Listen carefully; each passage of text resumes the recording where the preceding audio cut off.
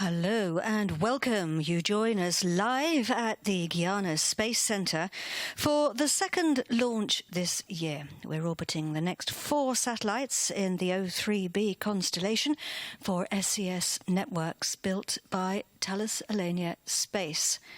They're inside the launcher on the pad, waiting for liftoff, scheduled in just over 14 minutes' time. This is the Mission Control Center. The team's concentrating hard here in what we call the fishbowl behind the glass. We're flying on board a Soyuz launcher today, the 18th Russian rocket to launch from its new home here on the equator. And the launch zone is near the town of Sina-Marie. And our drone's been flying over. At the entrance to the town, you can see a famous roundabout with a statue of the scarlet ibis. It's a type of bird, the symbol of the town, which is built on the banks of the river Sina-Marie. And here you can see the real things. The ibis gather in the estuary of the river, where the mangrove swamps are full of wildlife. This is the Marais de Sina-Marie. It's a swamp. It's called the Yi, very ecologically rich, and of course there are lots of mosquitoes. And as we continue up the Sina-Marie River, we see the town with its listed bridge that was built in 1956. And we can see there the church, which is considered to be an architectural work of art.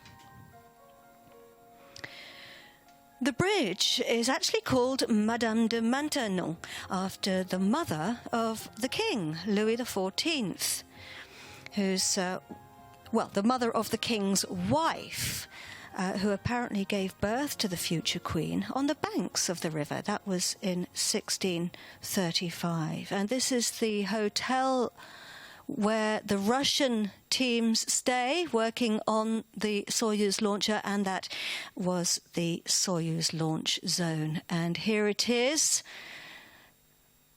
Soyuz on the pad there. We launched 3 different rockets here from the Guyana Space Center. The Soyuz launcher is the medium lifter. She's made of 4 sections. We call them stages. The first 3 stages, that includes the boosters, represent the main Soyuz vehicle. It's known in French as the triétage. That means the 3-stage. You'll hear it called the 3-stage. And the 4th stage is the gull structure there. If we open up the fairing, we can see the 4 satellites attached, the O3b satellites for SES networks. 11 minutes to launch. We're looking at a drone shot there, and this is the flight directorate, and you'll notice on the top right-hand side of your screen that the countdown has stopped. À tous de DDO, arrêt du temps des comptes sur rouge, météo, pour conditions de vent en altitude non acceptées. Et programmation du report du H0. Que tous les moyens se tiennent prêts à une reprise du temps des comptes à 16h59 minutes et 06 secondes TU. Je répète, reprise du temps des comptes à 16h59 minutes et 06 secondes TU.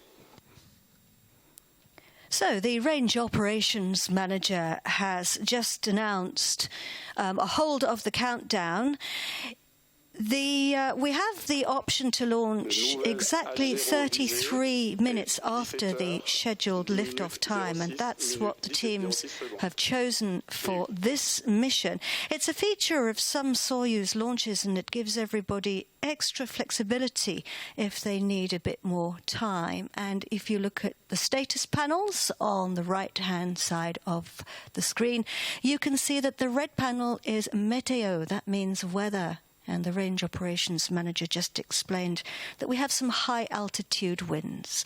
So we're going to see whether we can, those will fly away. The countdown clock is being reset, and the new launch time is, as he just said, 16 hours, 59 and 6 seconds. That is the UTC Universal Launch Time. I'm going to come off air for about 20 minutes, and I'm going to come back to you roughly 11 minutes before the new liftoff time. I'll be back around 2 o'clock Kourou time. That's 1700 hours UTC. See you then.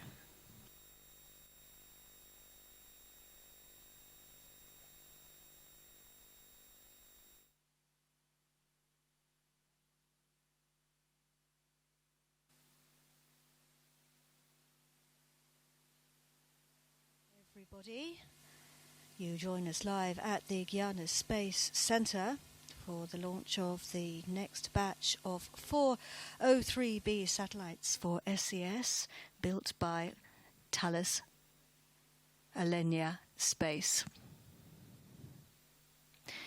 And we've just heard there from the Range Operations Manager. The countdown has been restarted. We've had a bit of an issue with the weather and high altitude winds. We had the option to launch exactly 33 minutes later, and the teams decided to take that option.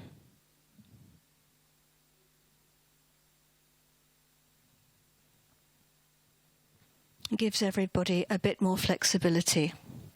And the clock has now been reset, and the range operations manager announced a new time for the launch. Over now to the CEO. Dear customers and partners, ladies and gentlemen, Arianespace is delighted to welcome you at the Arianespace Center for this new Soyuz mission, the first of the year with our medium-weight vehicle. In a few minutes, Soyuz will lift off to put onto orbit 4 more satellites, part of the O3b medium Earth orbit constellation operated by SES Networks.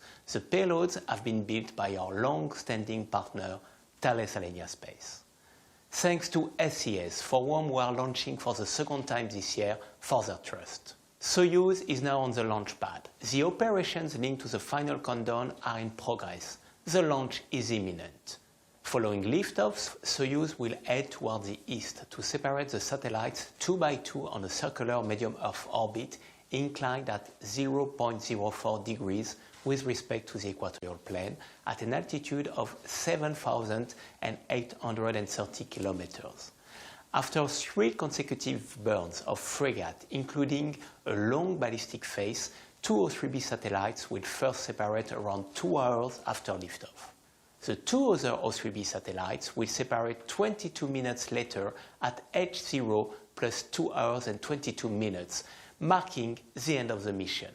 But let's leave this launch together. Go Soyuz, go O3b, and of course, enjoy the liftoff. And that was Stefan Israel, the CEO of Arianespace. And you can see on the top right-hand side of your screen that the countdown has now turned green again.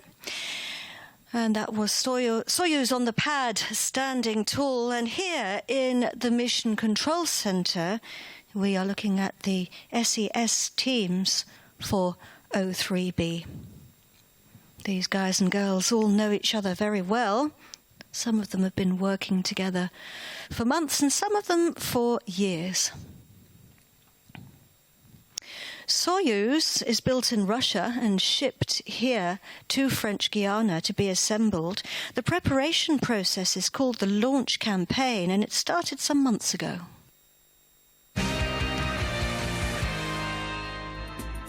The 4 O3b satellites, called respectively FM13, FM14, FM15 and FM16, arrived in French Guiana 2 by 2 on January 8 and January 25th by Ilyushin 76. The platform tests and the MEOP tests on FM14 were carried out at S1b South over 7 days, and then the satellite was transferred to S3b in its own container to be filled with hydrazine. Integration of FM14 on the dispenser, which is the structure that holds the 4 satellites, took place on Saturday, February 10th. After their health checks, the 3 other satellites were then filled and integrated at the rate of 1 satellite every 3 days.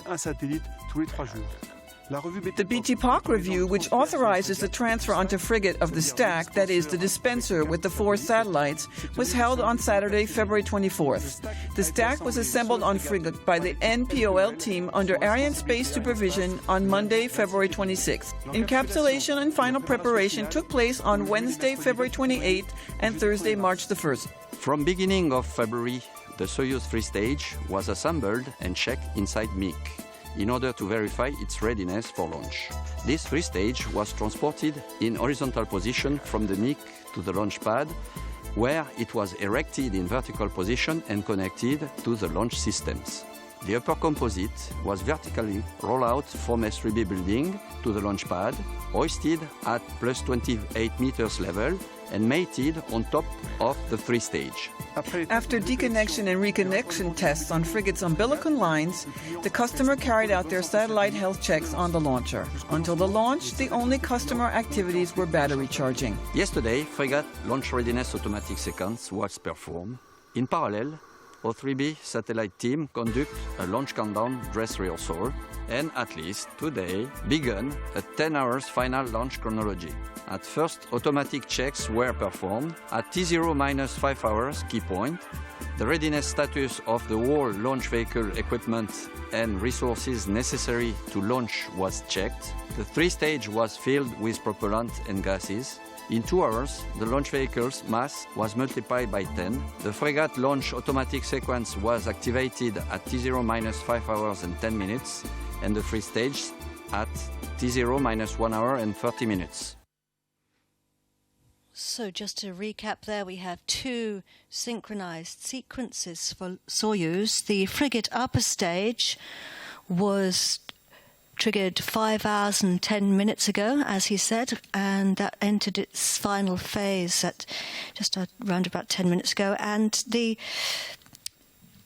one for the 3-stage vehicle, the Soyuz, has entered its final phase now. It's called Klutschner Start. It was during that film at 5 minutes and 9 seconds. So that means that computers are running all the final operations at this point before the launch.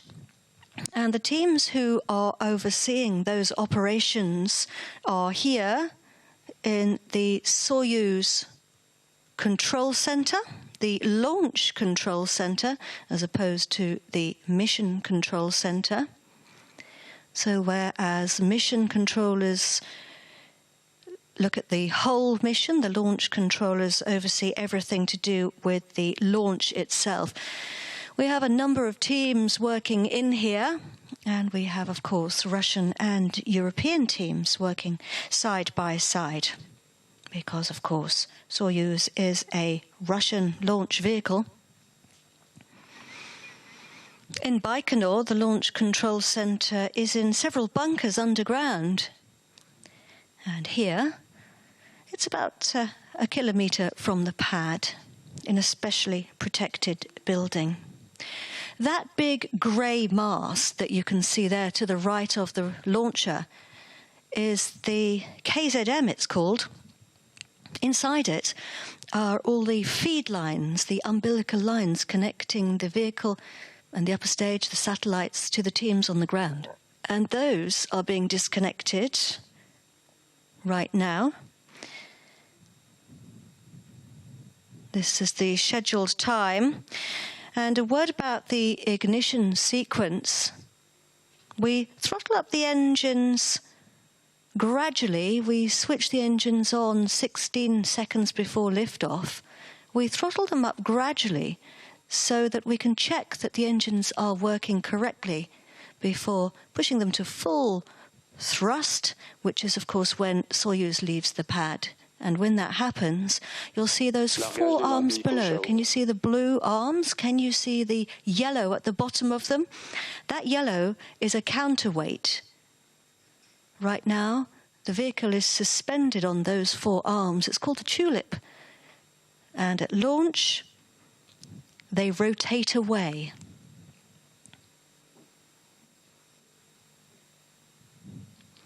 Getting closer to the 1 minute mark, the range operations manager will call that out. À tous les DDO, attention pour moins 1 minute.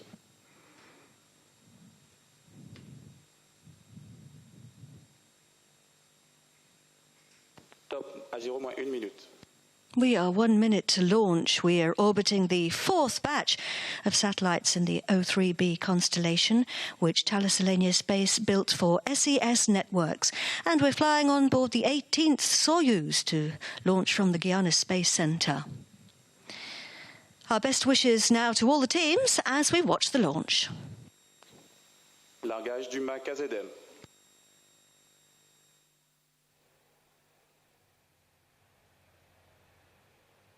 À tous les DDO, attention pour la séquence finale lanceur. Top, H0 moins 20 secondes. Largage du mât VKM. Allumage du tuyautage. Attention. Top, 9, 8, 7, 6, 5, 4, 3, 2, 1. Top, décollage.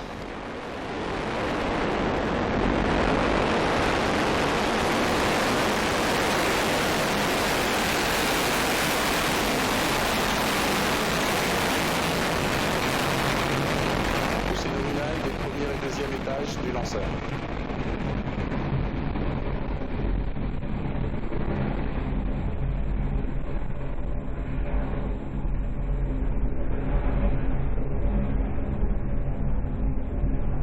Les moteurs des premiers et deuxième étages fonctionnent normalement.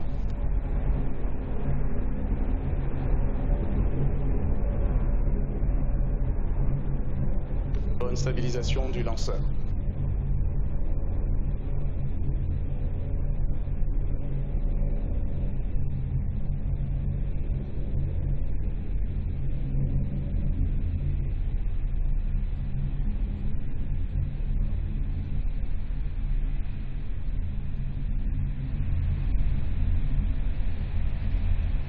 Le vol est nominal. Beautiful pictures there in the clear blue sky above the Guyana Space Center, over the Amazon rainforest. Soyuz blazing a trail. Range Operations Manager is telling us that everything is going according to plan, everything's nominal.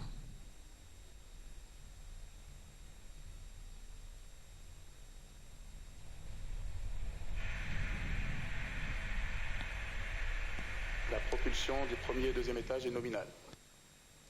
The propulsion of the first stage is nominal. Our altitude, bottom left, 36 kilometers above Earth. Our speed coming up to 2 kilometers per second. And you can see the boosters being jettisoned. See how they twist and turn. All part of the plan. We have confirmation there of separation, and we saw them. We don't need them anymore. The boosters can fall away. We're shedding weight. We're burning the core stage now. The Block A burns for nearly 5 minutes. Picking up in speed there on the right-hand side and climbing into space. Right now we are 78 kilometers high and getting closer to what we call the Kármán line. That's the border with space.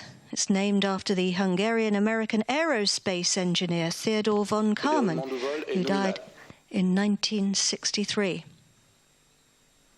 And it's where the air becomes so thin that we can no longer support vehicles with wings, and we have to use rocket science to stay up.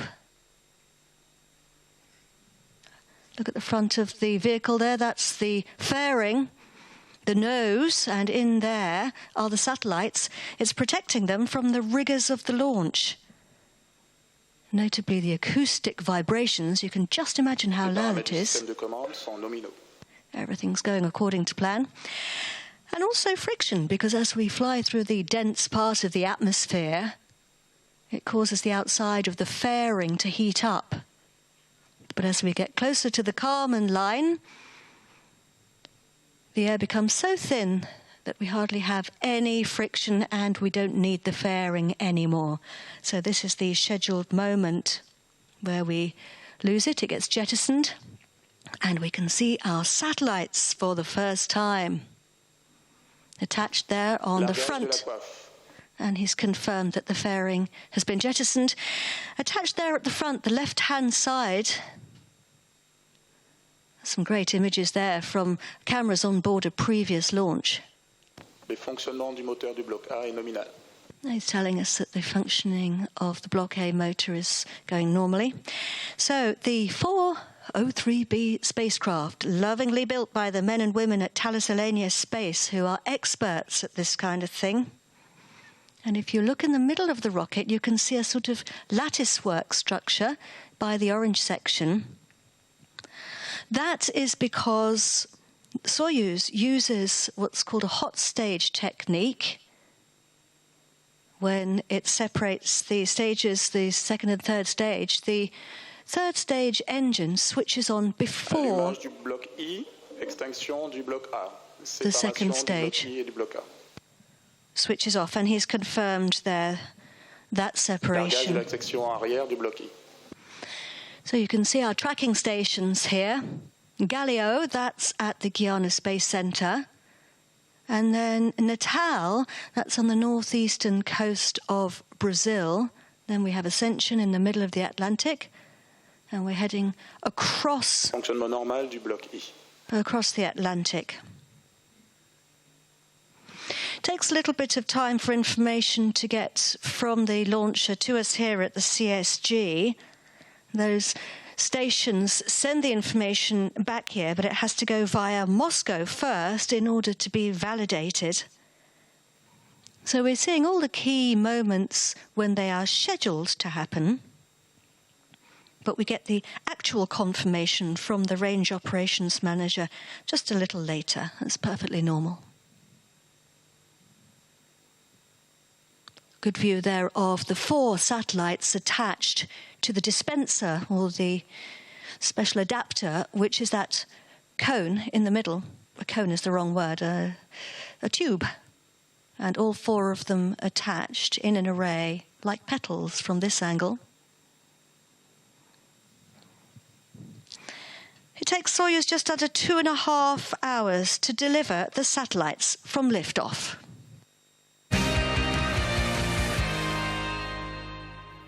This mission will comprise several steps, the first of which being the 3-stage Soyuz flight.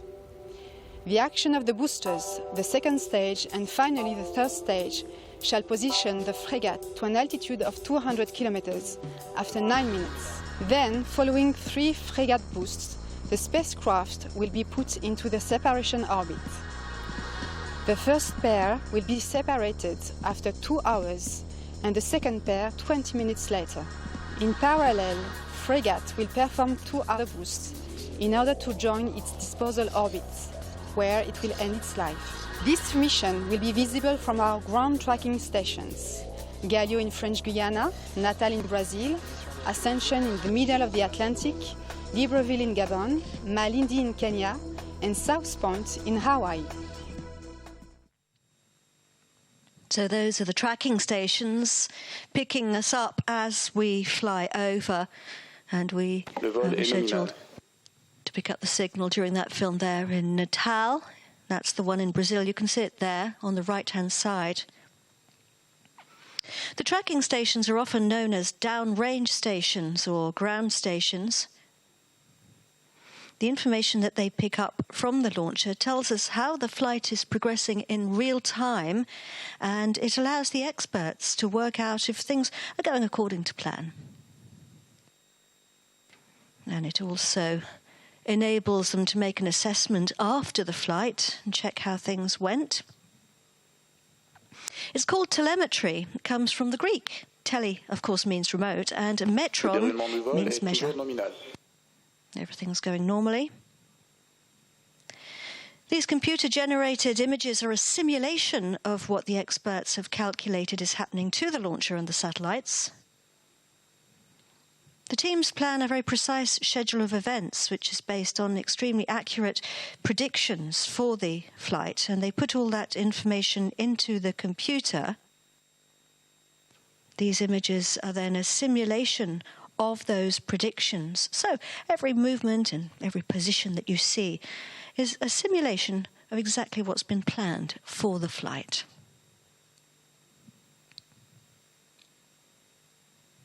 Le déroulement du vol est nominal.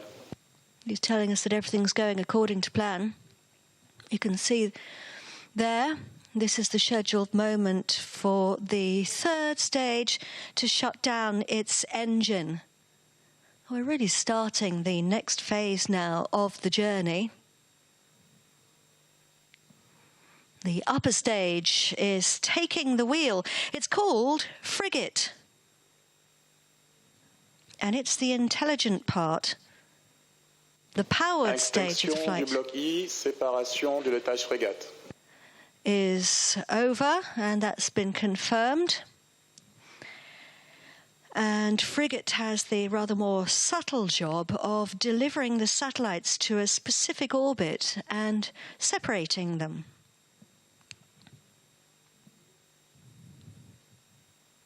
You can see on the top right is our trajectory.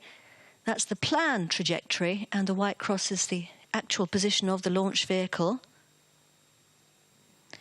Right now, Frigate's getting ready to switch its engine on for the first ignition. There it goes. This is the scheduled moment. Frégate. It's going to burn for just under 4 minutes. Frigate is that gold structure. You could see it back there. On the right of the screen, you can see it is made up of 6 spherical tanks, which are organized in a circle. 4 of those Tous les are... systèmes bord fonctionnent nominalement. He's telling everything's working fine on board. 4 of those are for propellants and 2 for avionics. That's the sort of thing you find in the cockpit of a plane. Flight control systems, navigation, communications, that kind of thing.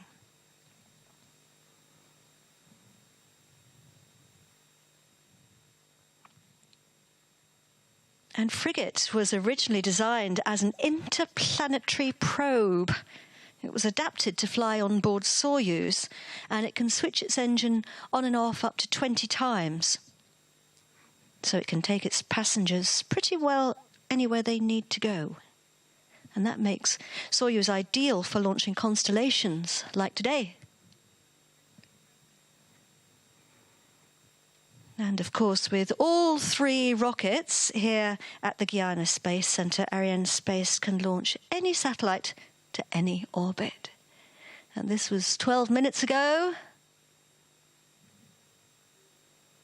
Superb liftoff there.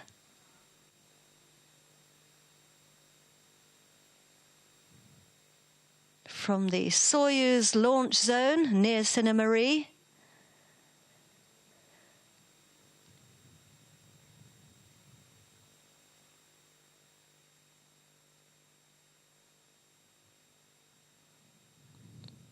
Today, Frigate is scheduled to perform 3 burns before separating the satellites. This is the first one. Takes us to a transfer orbit. Then we have a coast phase. The third burn will take us to the separation orbit. That's where we'll start releasing the satellites. On the right-hand side of the screen, you can see that whereas before we were using all our power to get away from Earth, our curve has plateaued out a bit. He's telling us that we're picking up the signal there at the Ascension Island tracking station, which is a volcanic outcrop in the middle of the Atlantic. Used to be a stopover during the early days of commercial airlines. And NASA had a communications dish there during the space race, I believe, in the mid-1900s. And I think that it was used to track the Apollos. So that means we are powering our way across the pond, across the Atlantic, towards the west coast of Africa. So, yes, on the top right-hand side of the screen, we were using our power to really pull ourselves away from gravity. Now we're using it to really pick up speed, and so that we can climb higher and higher later in the flight. You can see the bottom right of the screen, our speed is above 7 kilometers per second.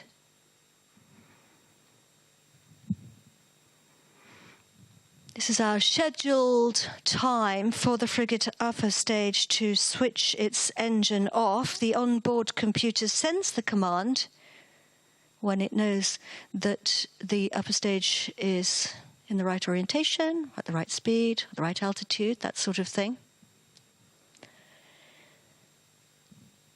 So we're now in what we call a ballistic phase. This is going to last for about 8.5 minutes. And it means that we're traveling without propulsion. We're traveling high enough and fast enough to cruise without the engine. Certainly saves on propellant, and it's important because it optimizes the conditions of the flight.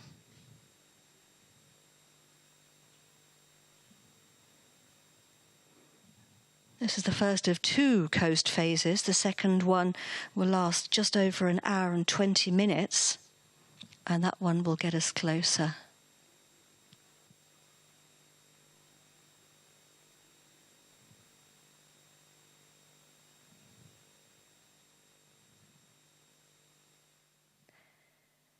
The O3b constellation has so far consisted of 12 satellites.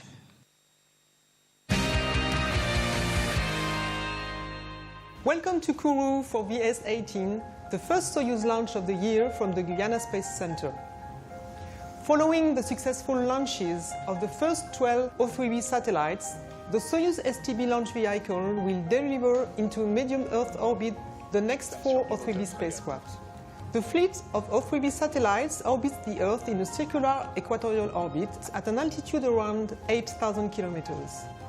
It provides mobile phone and internet connection at fiber optic speeds. The O3b satellites have been built by Thales Arianespace for SOS. Though very similar to the previous ones, those new 4 satellites, each weighing 700 kilograms, have been slightly modified to increase their performance, thus enabling SOS to offer more capacity and a greater reliability. We would like to thank TAS team for the great job that we have carried out together throughout this program, and of course SOS for the continued confidence they put in Arianespace and its fleet of launch vehicles. And we look forward to seeing you soon for the launch of the next 4 satellites dedicated to this constellation. Indeed, and SES will be launching another 4 O3b satellites with Arianespace. That's going to be in 2019, and that'll bring the constellation up to 20. SES is a world-leading satellite operator.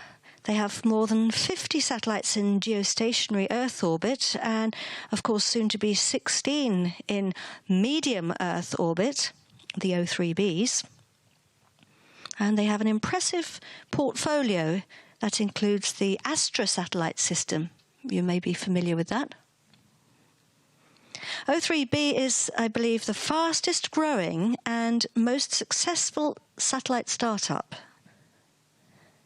And by adding 4 more satellites to its 12-strong fleet, SES is adding 38% more capacity across the globe, so that's a lot. Originally, O3b was designed to bring high-speed and affordable internet from space to the other 3 billion people who didn't have it. Of course, the population has grown since then. But it's been so popular that it's ended up with other clients too, like cruise ships, etc. And they've got some very happy customers.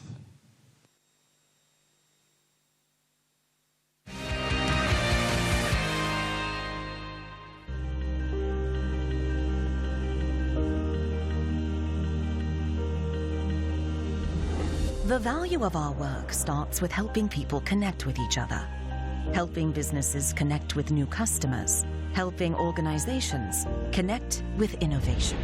But ultimately, this work isn't just about connectivity. It's about enabling the world to achieve great things.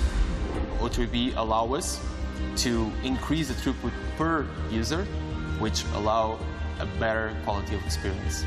Especially this year, I've seen a very large difference in the speed and the quality of the internet that we've been getting from Timor Telecom. It's improved the efficiency of the organization. It's also improved the efficiency of our teams because they can spend more time actually delivering services and less time doing administrative tasks.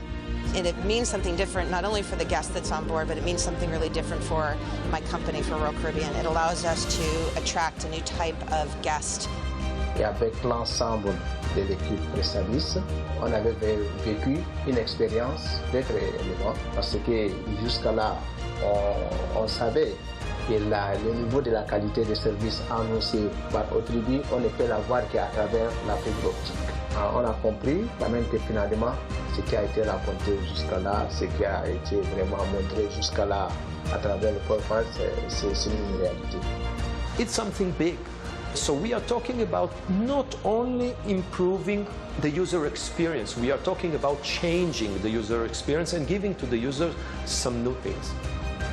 With our O3b fleet, we have something that's genuinely unique. We're the first and only operator of a non-geostationary constellation, and what that brings to our customers is a level of performance that is highly differentiated from anything else. We can do things, and our customers can do things across our O3b fleet that they just can't do across any other satellite solution. To experience, to achieve, to enable great things.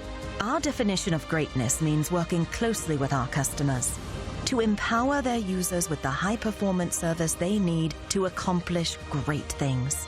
And with the new capabilities we're adding to the O3b fleet, SES Network's drive for greatness can now enable even more customers to grow anywhere they may be.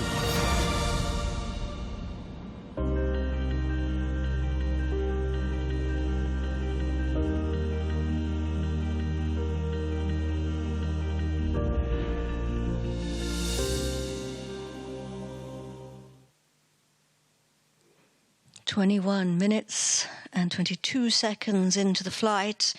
During that film, the range operations manager confirmed that we picked up the signal at the tracking station in Libreville, which is in Gabon. So we're flying out over Africa. Libreville is the capital of Gabon, which is in western Central Africa. It's a port city on the Como River near the Gulf of Guinea. And I believe that the tracking station has been there since 1994. My understanding is that the German Space Agency set it up as a mobile tracking station so it could be moved to other areas.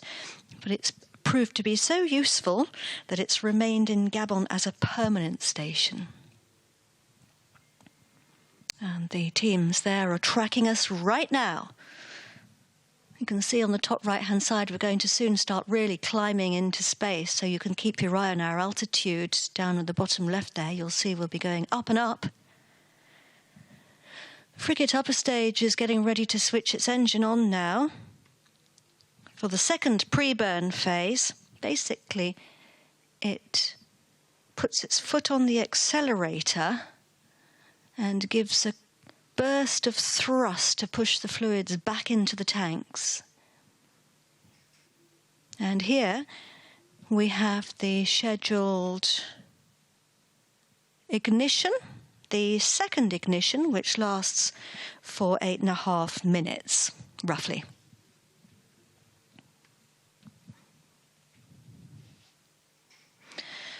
I have to say, O3b is a very pioneering project. As I said earlier, its aim is to provide affordable, high-speed internet from space to billions of people who are presently unconnected. And I think it's fair to say that we often take broadband for granted. But actually, it is a privilege. And now that privilege is extending around the equatorial part of the globe, thanks to the O3b satellites. And of course, Arianespace is delighted to play its part in helping to reduce that digital divide. It's launching all of the satellites in the constellation. So how does O3b do it? The satellites, how do they do it? Well, a bit of history. O3b came from a big idea originally when the founders were trying to lay cables in Rwanda to connect schools, I believe, to the internet. And they found it very challenging. And they decided it would be better to connect using satellites. However, most telecom satellites are in geostationary orbit. And for anybody who's unfamiliar with this, we have three types of orbit. We have low Earth orbit, we have medium Earth orbit, and we have geostationary orbit. And geostationary orbit is 36,000 kilometers above Earth. And anybody who has used a satellite phone will know that it takes a few seconds for the signal to travel 36,000 kilometers into space and back again. And that delay is called latency. So the O3b founders decided to put their satellites closer to Earth, in medium Earth orbit, around 8,000 kilometers. That's about 4 times closer to Earth than the geostationary satellites. And that way they were able to reduce the delay. So that's why the O3b satellites are often thought of as fiber from space, because they give customers that low latency connectivity, which is similar to the kinds of speeds that you get from fiber on Earth.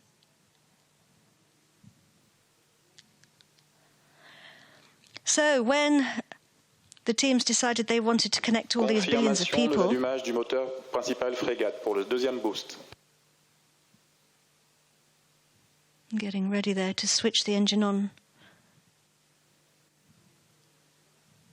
for the next boost. So they decided they needed an industrial partner, and that partner is Thales Alenia Space. The men and women at Thales Alenia Space are very experienced at building constellations. And they drew on that know-how to create innovative technology for O3b. And they too had to think outside the box when they designed the spacecraft. For this latest batch, they've increased the performance. Here is the CEO. Tous les systèmes corps fonctionnent nominalement. When the first batch of O3b satellites lifted off in 2013, it was a decisive moment. It was the beginning of a new era in space. It opened the way to constellations in medium and low Earth orbit dedicated to high-speed broadband. It opened the way to fiber in the sky. At Thales Alenia Space, we supported O3b's exciting initiative from the very beginning. Now, here we are 5 years after that first launch, sending this fourth batch into orbit to feed the constellation, making scalability a reality. These 4 new satellites will provide even more capacity and flexibility to O3b's customers. At Thales Alenia Space, we are very proud of our outstanding partnership with O3b, and we value the special relationship we have developed over the years. Today is important for all of us, and especially for ICS networks, who are continually expanding their business.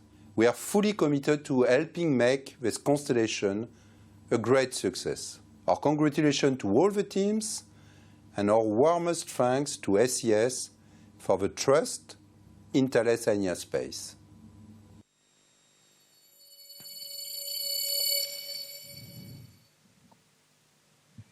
And after today, Arianespace will have launched 154 satellites built by Thales Alenia Space, and there are 11 others in the order book. During that film, we were scheduled to pick up the signal at the tracking station in Malindi. in Kenya on the east coast of Africa. So we're heading out now over the Indian Ocean, and our flight path takes us towards Southeast Asia. So we should be flying over the Seychelles and the Maldives, those beautiful jewels in the Indian Ocean, out across Indonesia, Papua New Guinea, and across the South Pacific, back towards the northwest coast, west coast of South America. We will have done a full lap of the Earth in a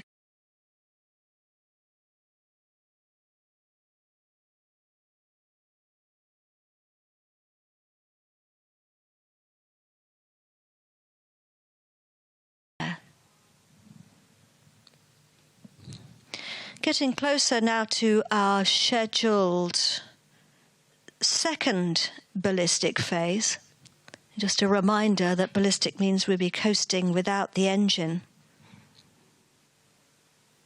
Interesting word, ballistics. We often hear it. It's actually the science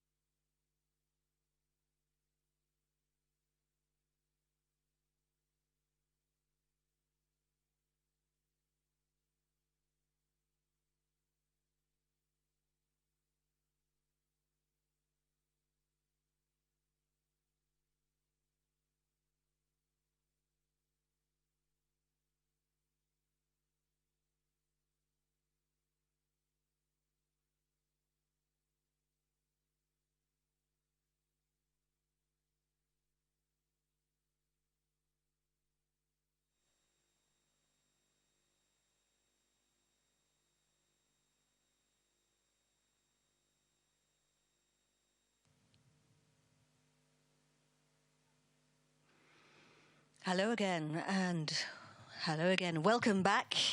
You join us live at the Guyana Space Center for the launch of the fourth batch of O3b satellites for the satellite operator SES, built by one of Europe's aerospace giants, Thales Alenia Space. Right now, the satellites are hurtling through space on board the frigate upper stage. That's what's left of the Soyuz launcher. It may not look like they're travelling very fast, but they are travelling at just over 3 kilometres per second. You can see there the countdown on the bottom right-hand side of your screen. Sorry, not the countdown, I mean the speed. And your altitude there on the bottom left. We have climbed to 7,789 kilometres above Earth. And we have travelled 13,500 kilometres across the planet if we were to draw a line.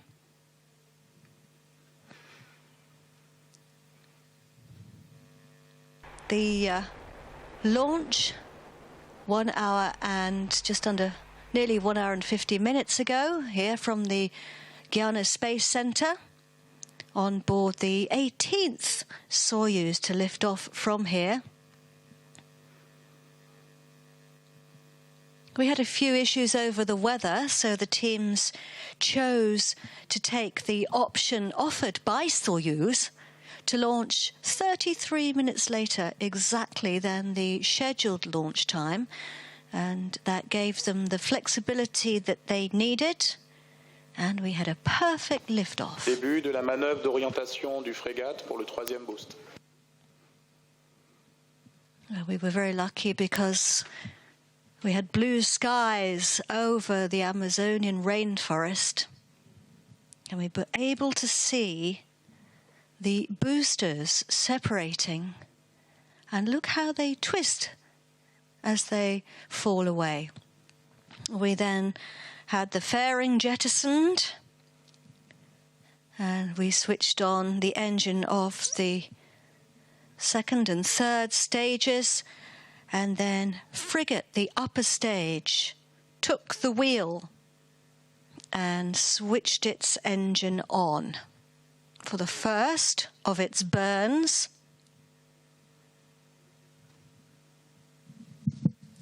We had a ballistic phase lasting about 8 minutes. Then the frigate upper stage switched its engine on again, and we've just had a ballistic phase now, which is lasting about 1 hour and 20, and coming to the end of that. The job of the frigate upper stage is to deliver the satellites to their injection orbit, where they will release the satellites into space. It needs to put them into a very specific position for their journey, a specific orientation. And to do that, it needs to start accelerating again, and that's why we'll need the engine back on for the final push.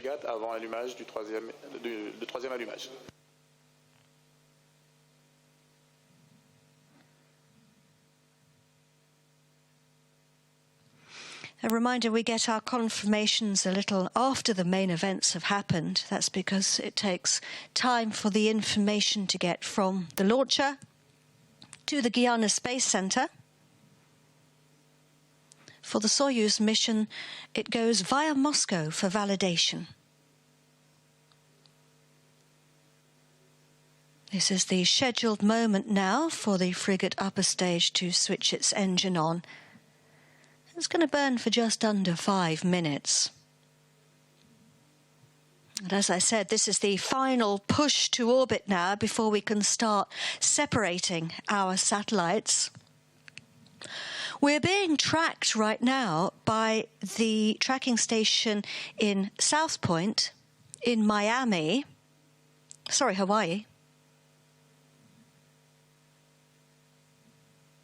It's scheduled to oversee the separation, and I can just imagine that the concentration levels there are very high as we get closer now.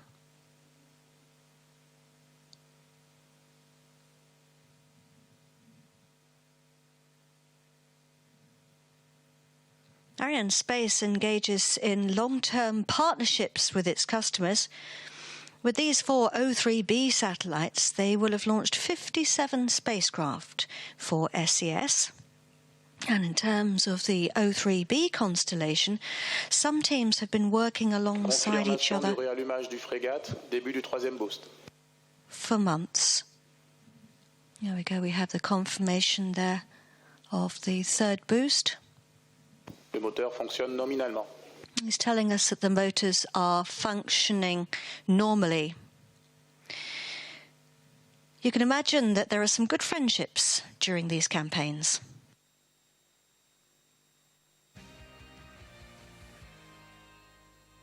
So we are here today with Tim Gore, the O3b Satellites Program Manager. And what about the launch campaign? How did it work? This launch campaign is more complex than a typical single satellite launch campaign due to the need to process 4 spacecraft in order to get ready to start combined operations, which means we were simultaneously shipping satellites from Rome, testing satellites in S1, and fueling satellites in S3. This is our 4th launch campaign with Thales and Arianespace for launching 4 satellites at a time on the Soyuz launch vehicle. So knowing the constraints and processes really help things run smoother. Plus, we have also successfully incorporated lessons learned from our previous launch campaigns. But the most important factor was the open and cooperative way in which all the teams worked together to organize and support the activities. We really appreciate all of the efforts that Thales, Arianespace, and their Russian partners, Cutoff, have put forth, working long hours and weekends to make this launch on this date. And finally, can you tell us a few words about what is going to happen after the separation? After the spacecraft separate from the dispenser, the spacecraft computer boots up, configures the satellite, and deploys the solar arrays. After that, it is time to boost the satellite into its final orbit, which requires 4 orbit-raising thruster firings by the satellite. Once on station in the final orbit, the satellite undergoes its post-launch health checks, and the satellite is then commissioned to start service. Okay, many thanks, Tim. So there you have some information about what's going to happen. Everything going normally, we're being told. I'm looking at the teams here. There's Tim in the Mission Control Center. Looking at our curve on the top right-hand side of the screen, our trajectory, you can see that we're really plateauing out now in terms of our altitude. And you can see that we have, just underneath the curve, you can see our flight path there. Now we lifted off from the Guiana Space Center, which is on the northeastern coast of South America. We headed out east across the Atlantic. We crossed Africa, and then we headed out across the Indian Ocean, across Indonesia, over to the Pacific, across the Pacific, and we're now being tracked by the tracking station at South Point in Hawaii. Our altitude's fixed at the bottom left-hand side of the screen at 7,838 kilometers. And our speed there increasing slightly, 4 kilometers and 23. And of course our distance is increasing.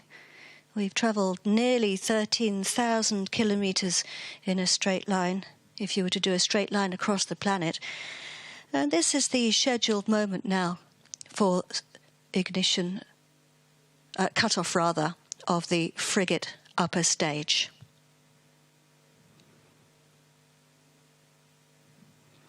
Switching off its engine, it's orientating the satellites and starting the preparation process here, the orientation maneuvers.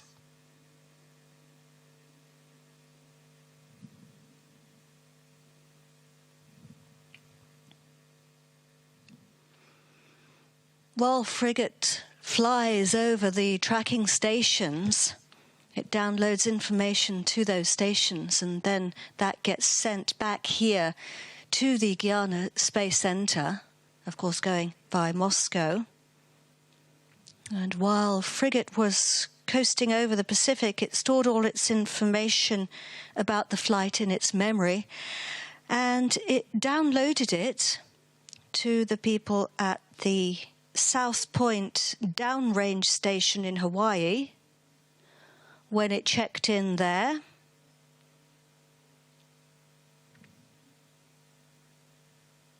And South Point then sent that information to these teams here. These are the CVI teams, or the Immediate Visual Control teams.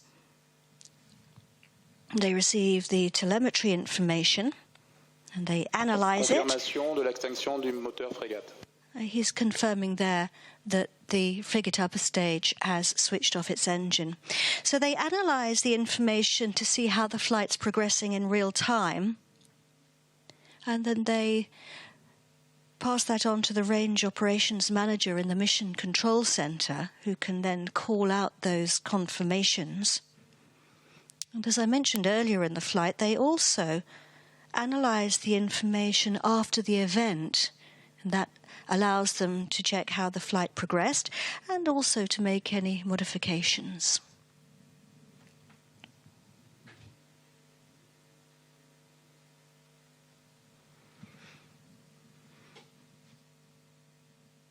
Just a reminder here on the right-hand side of the screen, those computer-generated images that we're looking at are a simulation of what's happening in space. The teams put their predictions and all their data and all the information into the computer, and then it generates these images. So it gives us the opportunity of actually visualizing what's happening up there. And for anybody who's just joining us, we're looking here at the frigate upper stage, the gold structure, with its 6 spherical tanks. That's on the left, and attached to it are our 4 O3b satellites, all folded up. This is the scheduled separation time for the first 2 satellites, numbers 14 and 16. They're separated 2 by 2, diametrically opposed, and they're stabilized on 3 axes. You can see them moving away there on the right-hand side of the screen.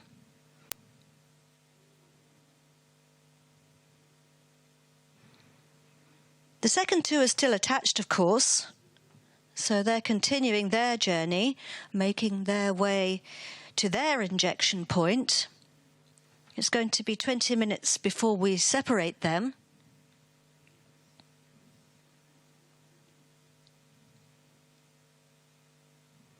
The operational teams who fly the spacecraft are swinging into action now in the control room.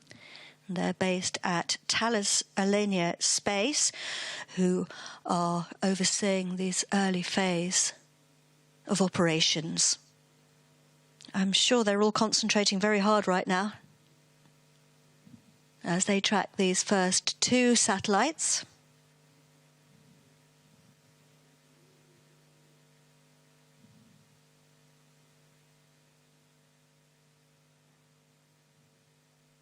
And you can see Confirmation de la séparation de la première paire de satellites O3b satellite FM14 et FM15. So he's now confirmed that we have separation of the first 2 O3b satellites, and as I said, the other 2 still attached. Pour le mode barbecue.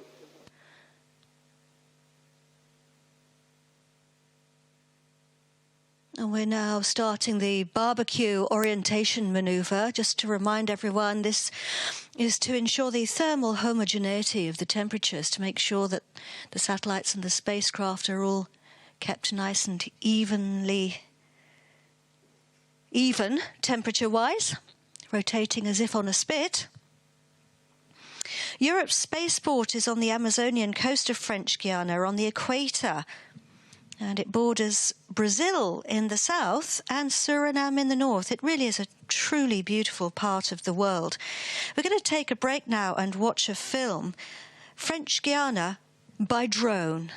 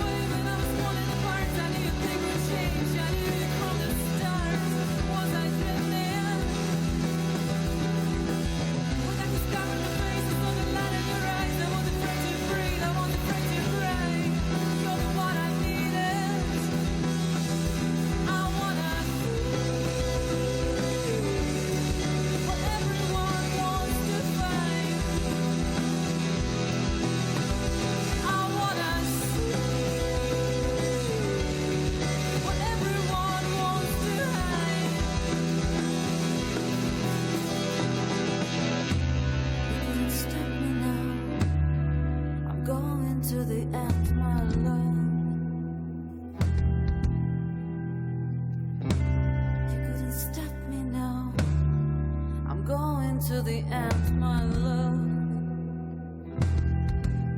When I was lost, I found you. I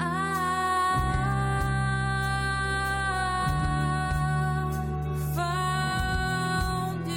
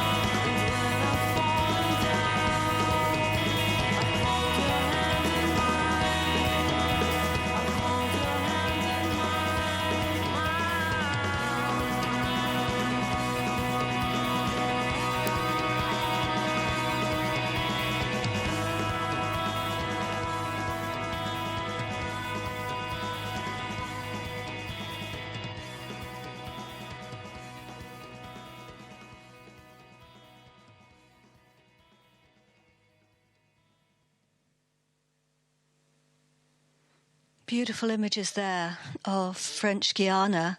And here we're looking at the Jupiter Control Center, the Mission Control Center. And obviously that's not the real Ariane 5 there, but it's a statue of it. So we have now had confirmation from SES that they have indeed acquired the signal from the first 2 satellites. That's good news. That means they've called home and checked in. And of course we still have 2 more satellites attached to the upper stage, and they're heading towards their orbital slot where they'll be separated. You can see our consistent speed and altitude here on the bottom of the screen, because they are separated on the same plane. The first 2 satellites will be starting their orbital maneuvers right now. They start quite quickly so that the satellites can make their way to their equatorial orbit. We drop them off slightly underneath their orbit and they have to climb on their own to their final position in space. Fin des manœuvres d'orientation en vue de la séparation des 2 derniers satellites. So we're orientating the satellites now. The upper stage is going through a very carefully planned set of maneuvers in order to put the satellites in exactly the right orientation in order for them to be able to continue on that journey on their own.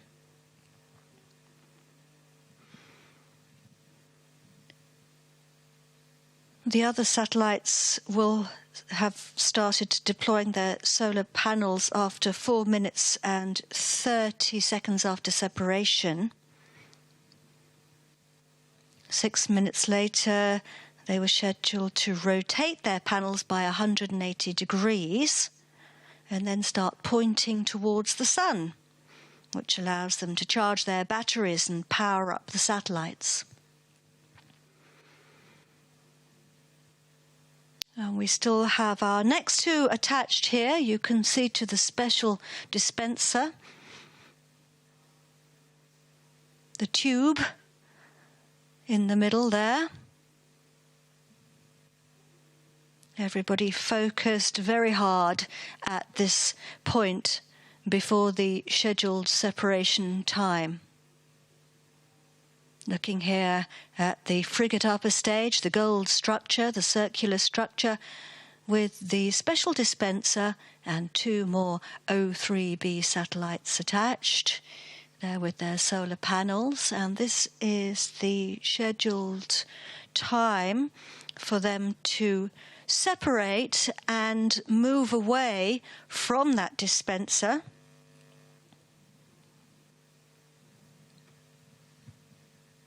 And we wait for the confirmation of that separation from the range operations manager. Looking here at the view from the hillside just near the Jupiter control room. Here are the SES teams.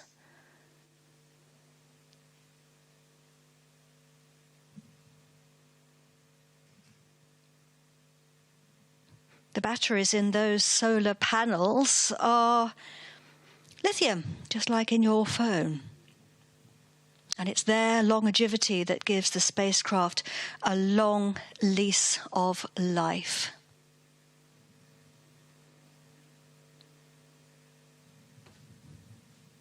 Confirmation de la séparation de la dernière paire de satellites O3b, FM13 et FM16. So we have confirmation there from the range operations manager that the next 2 satellites have been separated. Now we need to wait to hear from SES to check that we have received the signal from the next 2 satellites, and that could take a few minutes.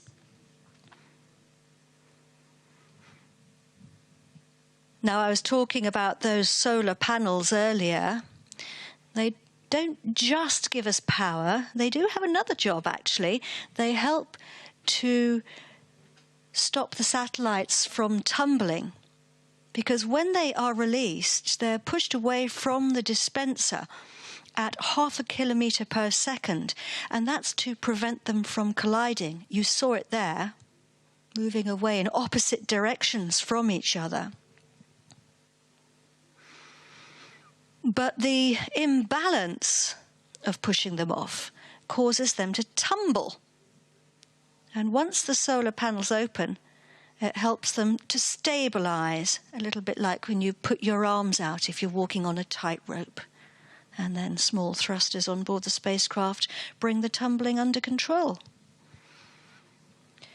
Well, this was nearly 2.5 hours ago. We lifted off the pad here at the Guyana Space Center. It really was a super launch.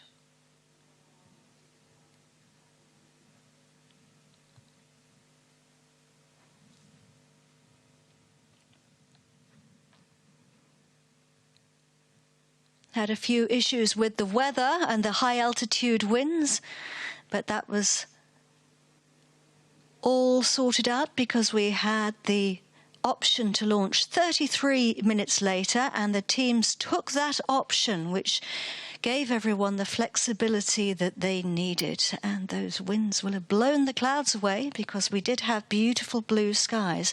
And you can see there that the clouds have come over now.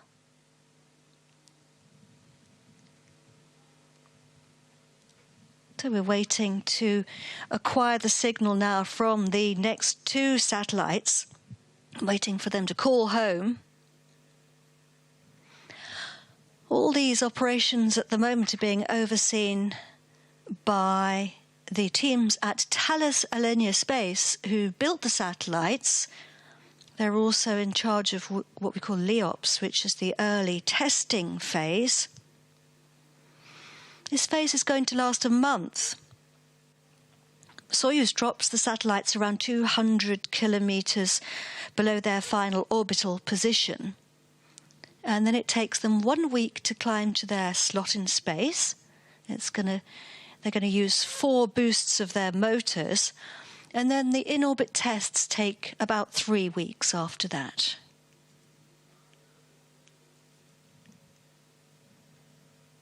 And after that, the satellites will be commissioned, and the teams at SES will take over operating them from their control rooms in Luxembourg and Virginia.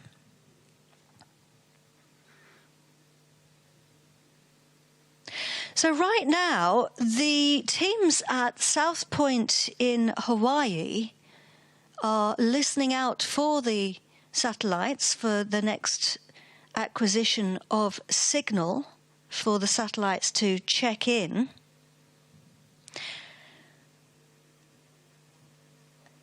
And South Point is also known as Carlay. I don't know whether I've pronounced that correctly, quite possibly not. It's the southernmost point of the big island of Hawaii, which is, of course, the 50th United State. And the area is registered as a National Historic Landmark District under the name of South Point Complex. It's also known, apparently, for its strong ocean currents and the winds. It's the home of a great big wind farm.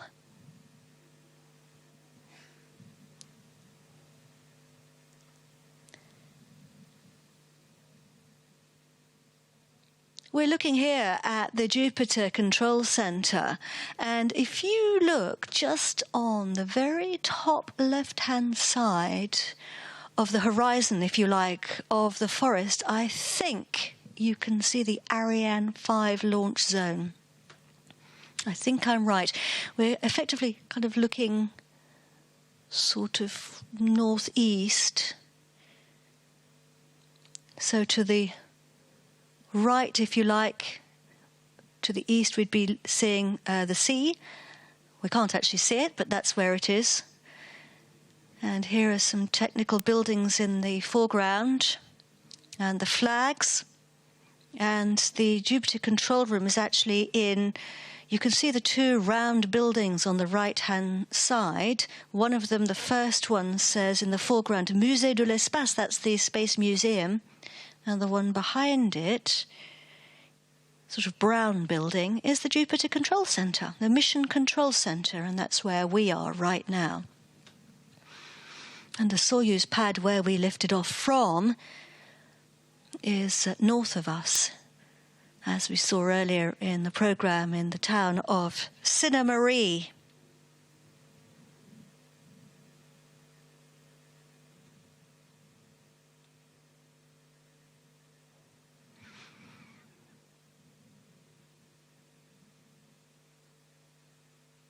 We've been lucky with the weather. We thought it's going to be it's quite warm at the moment. We've had a bit of rain over the recent days, and in fact a few days ago it really didn't stop raining.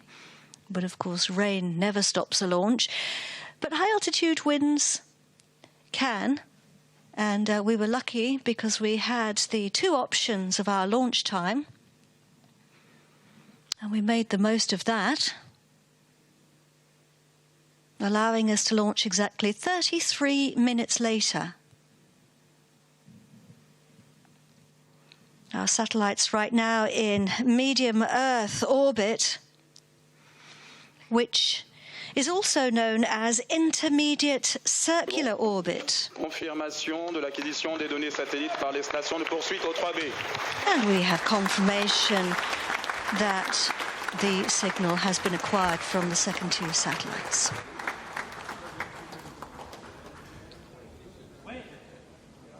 So that's good news. We have happy faces here.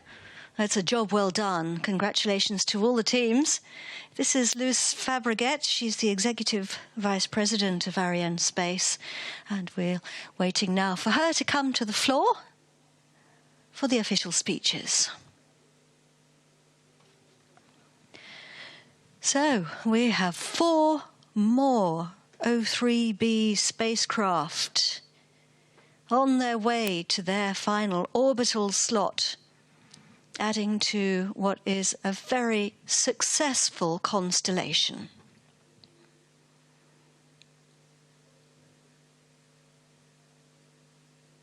All the teams have worked hard, and here we are today now, with those satellites in space, having acquired the signal. They've called home, they've told us that all is well. Luce will be making her way to the floor.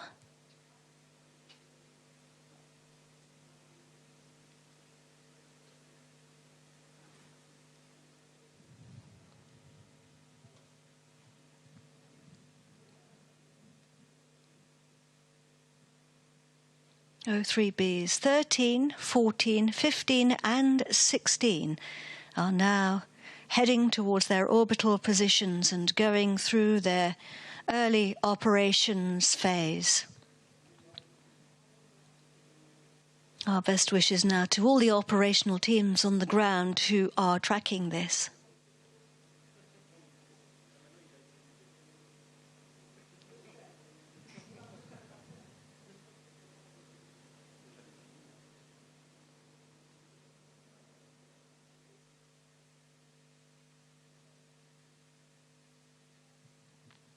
These teams have all worked hard together over a long period of time, so it's a good feeling. And they deserve to celebrate. For some, the work is coming to an end, but of course for others it's just beginning. And the Soyuz frigate upper stage is going through a whole set of maneuvers now as well, to be put into its graveyard orbit as it's known. So those teams that we saw in the CVI building here at the Guyana Space Center will be continuing now for the next few hours before they can take a break.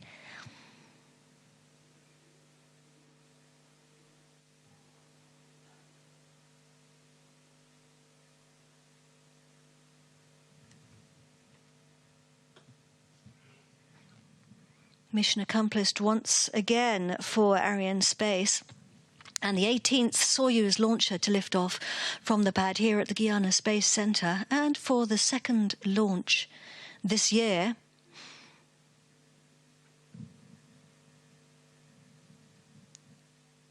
Congratulations to all the teams at SES,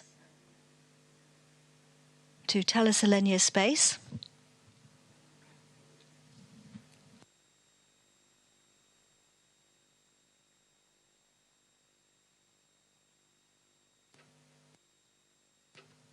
There's been some pioneering technology going into these satellites, so it's very exciting that the next 4 are now in space, with 4 more to follow in 2019.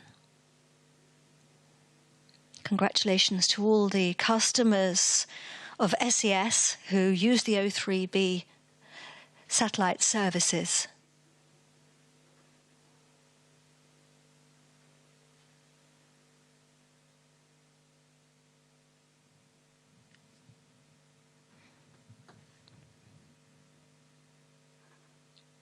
Waiting now for Luce Fabregat to take the floor. Here she is, the Executive Vice President of Arianespace.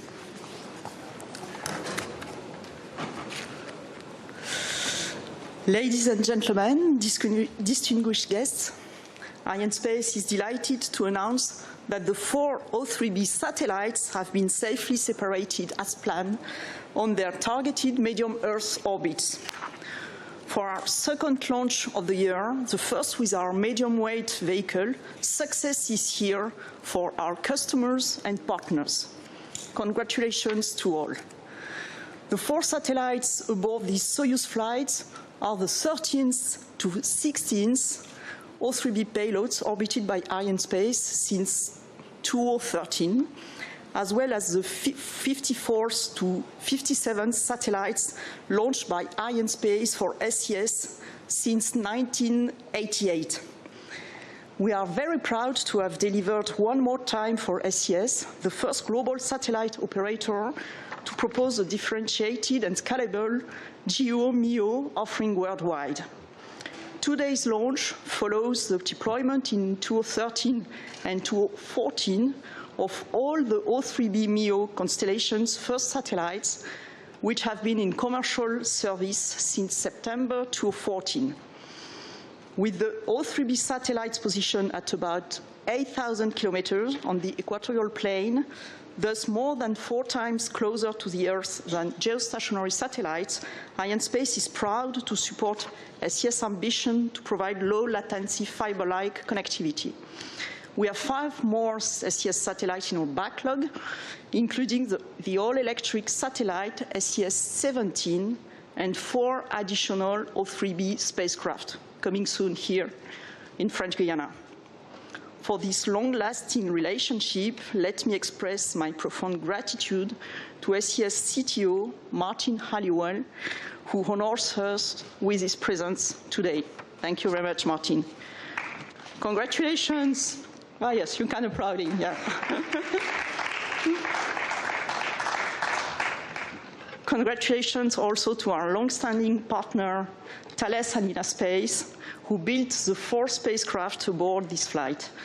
Now, with 154 Thales Arianespace-produced satellites orbited since 1981 by Arianespace, and 11 more in our backlog, we will certainly continue to partner for many common successes. So many thanks to you, Thales Arianespace, for your trust, and more specifically to you, the TAS CEO, Patrick Mottet, who are with us today. Thank you very much.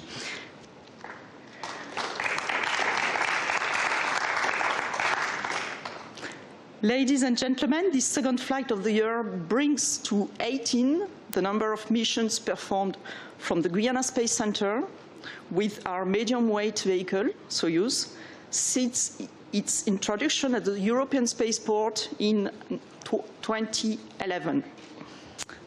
And I would like to express my gratitude to our Russian partners, Roscosmos, RKC Progress, and PO Lavochkin, and Senki for their cooperation. Let me also congratulate the European teams, who alongside our Russian partners have greatly contributed to today's success. Our ground contractors here in French Guiana, and of course our daily partner, the CNES CSG team. Big thanks to all of them. Of course, let me pay my tribute to my Arianespace colleagues for this latest success and their outstanding professionalism and commitments to our customers. I now would like to welcome to the stage our customers and partners, and first, the floor is yours, Martin.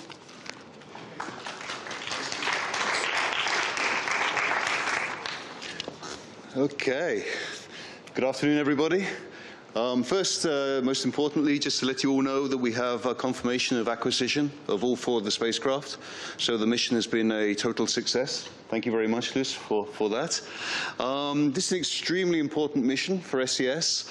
It increases our capability in the MEO orbit of around about 38% more capacity. So this really significantly extends the capability for us to be able to offer services through our SES networks arm, to bring low latency, as we mentioned, low latency, high throughput services as soon as possible into the marketplace. We will be now working on these spacecraft. We will be commissioning them, and we should be in service around about the 17th of May. So that's going to be a big step forward for SES, a very, very important step. And thank you very much, Luce, for getting us there on time. As we mentioned, this is the 4th launch for the O3b satellite fleet. It brings up to 57 satellites now launched by Arianespace on behalf of SES, so quite a significant number. I feel that I have been involved with most of them, so I must be getting a little bit old for this job, that's for sure.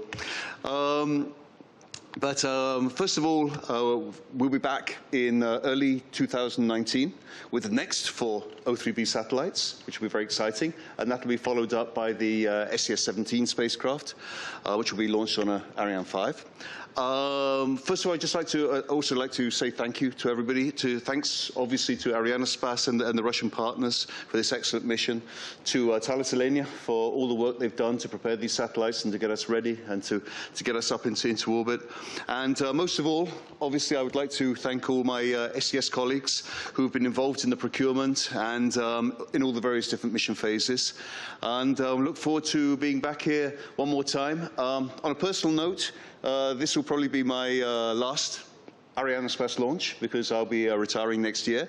So I'd just like to say thanks to everybody that I've worked with over the years, and it's been a wonderful experience. I can't have imagined it could be better in any way. So once again, thank you all very much, and let's look forward to the next launch. Thank you.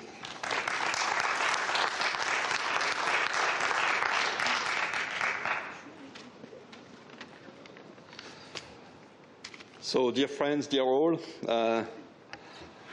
for me also, I would like to tell you that it has been really a fantastic launch and a great day for all of us. So, first of all, congratulations to the whole SES team. As you said, with these 4 additional spacecraft, which have significant additional capacity, which have also TMTC encryption for the first time. There is no doubt that SES will increase its business significantly and improve even the quality of the services and the value proposition also, as you said always, Martin, value proposition is a key word, so we should not forget it. So well done, congratulations for the achievement. Then, Luce, I also need to thank warmly CNES and Arianespace teams, both from Europe and from Russia. These international cooperation worked very well, and it has been a great success. The Soyuz launcher operated like clockwork today, really, perfectly, even though the meteor was adverse. And there is no doubt for us that your skills, your competencies, and your experience have been key to do it. So thanks for that. And last, of course, as the CTO of Thales Arianespace, I also would like to express my gratefulness to our teams from France, Spain, Belgium, and Italy for their dedication to this project and their commitment to the success of SES and O3b in particular. You know, O3b is really a groundbreaking project, and there is no mystery for that. As always in space, such kind of a groundbreaking project cannot exist without the dedication, the experience of people. Space is not a business like the other ones. Enthusiasm and experience must go together. Otherwise, such kind of project could not exist. So this is why I'm particularly grateful to all of us, to all of you, I would say, for this achievement.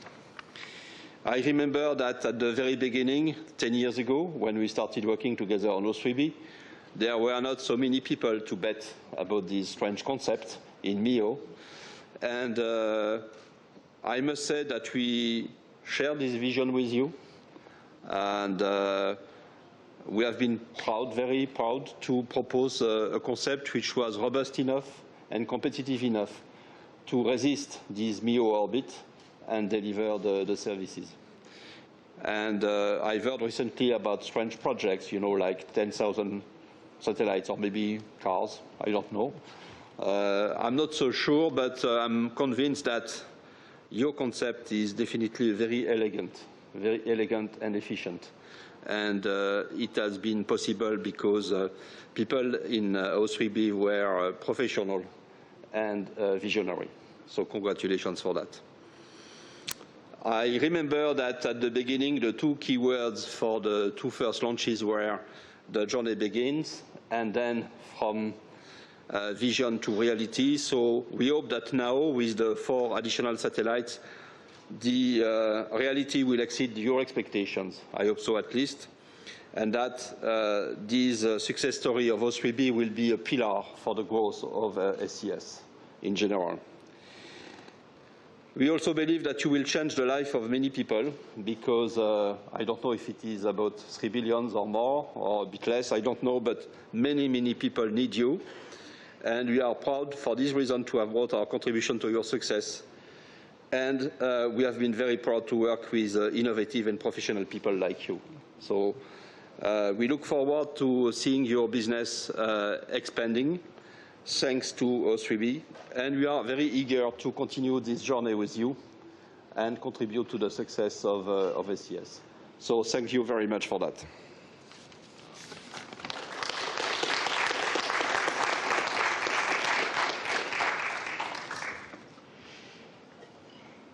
Thank you, Patrick, and thank you, Martin.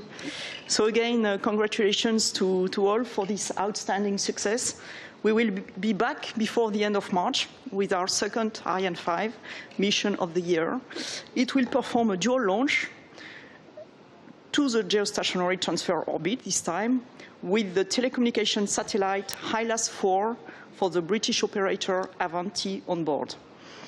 Thank you for your attention and enjoy the rest of the day.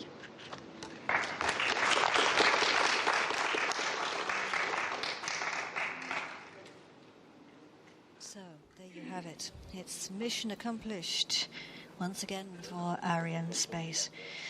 O3b's 13 to 16 are all heading out on their journey to their final positions in medium Earth orbit. And our congratulations go to everyone at SES Networks for this major achievement. And congratulations to Thales Alenia Space for their skill and expertise. Congratulations to all the Russian and European teams for Soyuz and its perfect 18th launch from the CSG. And well done to everyone at Arianespace and at the French Space Agency CNES for an excellent job. Best of luck now to all the teams with the next phase of your preparations and operations. And thank you for joining me here live at the Guyana Space Centre. From me, Katie Haswell, goodbye.